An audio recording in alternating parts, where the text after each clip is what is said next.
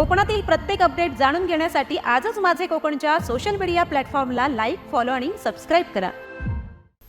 उन्हाळी सुट्ट्यांमुळे वाढलेल्या प्रवासी गर्दीला दिलासा देण्यासाठी कोकण रेल्वेने चिपळूण दिवा दरम्यान विशेष मेमू म्हणजेच अनारक्षित गाड्या चालवण्याचा निर्णय घेतला आहे।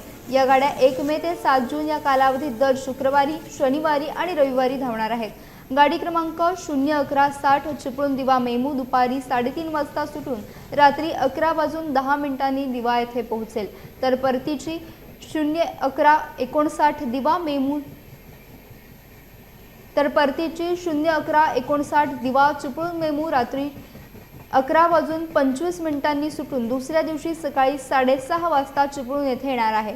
ही विशेष गाडी अंजनी, खेड, माणगाव, रोहा, नागोठणे, पेण, पनवेलसह अनेक महत्त्वाच्या स्थानकांवर थांबा घेणार आहे।